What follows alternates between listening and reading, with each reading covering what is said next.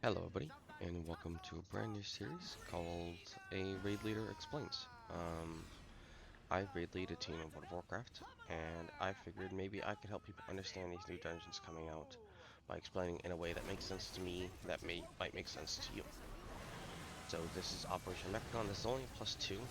This is kind of just a trial run to see maybe eventually someone might want to see kind of what's going on, and if these videos will be more liked. Alright, but for the first one, we have the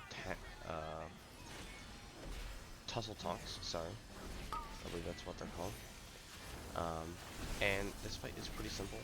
In my opinion, the only thing you really have to worry about is tanking the boss exactly where I'm tanking it and just holding it there until the hammer breaks the stuff.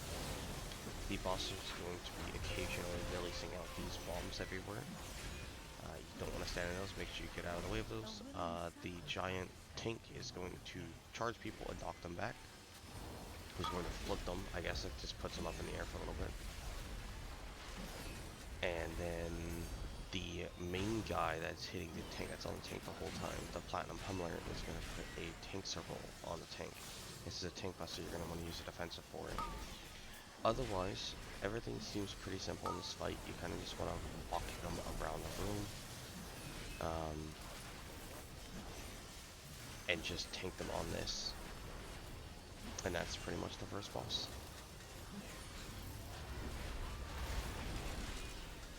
I want to do another video explaining this more in depth later on. So this is just kind of just a quick thing to kind of get a video out so that you guys can kind of see my idea for this video. This is mostly to try and help out my raid team. But let's move on to the second boss. If you've seen the second boss, you know exactly how this boss works already. It hasn't changed. This was in BFA. Actually, yeah, it's the same. It's changed a tiny bit. It's the same base mechanics all around. He's going to drop a bunch of boxes on people. They are going to target a player. So everyone can kind of stack in melee for the first box drop. And then he's going to explode, dealing massive or wide damage. You don't just want to hide behind the box and you'll take damage. Then he's going to target every player with a circle and jump to them, exploding in that circle. You do not want to stand on the boxes with that circle. You're going to see it happen here with this paladin.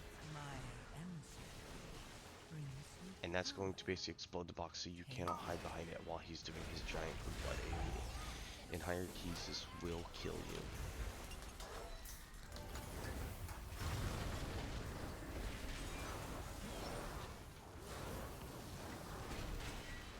Luckily, we have a really good healer to help us out do that, and we're fine. So moving on to third boss. Third boss is exactly the same, no changes whatsoever. So there are a couple things here. One is the plants that come up that you want to kill them as soon as possible.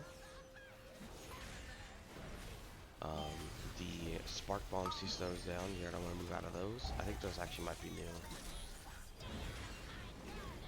And then he's going to do this rotating fire beam. When it hits the oil splatters from the plants that die, it's going to cause flames to pop up, and you're gonna have to dodge those during the fire beam. There are going to be spinning gears that go around the room during this fight, and it's just something you're just gonna have to dodge. It's very simple, not too difficult to deal with.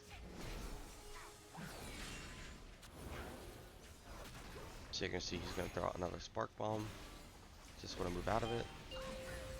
A plant's gonna be summoned, and then immediately after the plant dies, basically, he's going to do the flame, which is this right here, but the boss is dead. Last boss plays exactly the same. So I haven't noticed any differences on this boss generally. He's going to put these circles down, and you're just going to move out of the way of where the things are. I think it's just a better identifier of where these orbs are going. He's going to target players with Giga Zap. He's going to zap them. and that's basically phase 1, other than when he goes up in the air, he does liftoff, and he just falls apart. He does group wide damage here. He's heal through it. Don't stand under the beam.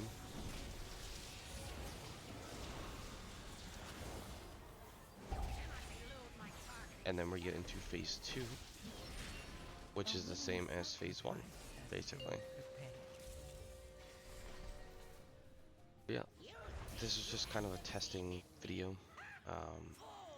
If this is something that interests people or people feel like would help them, I'm more than welcome to do a more in-depth video on these to kind of explain the actual mechanics of the dungeon, show off the trash, throw off kind of what we feel like would be best practice during the trash. But yeah, thank you all for watching, and have a wonderful day, and stay safe out there.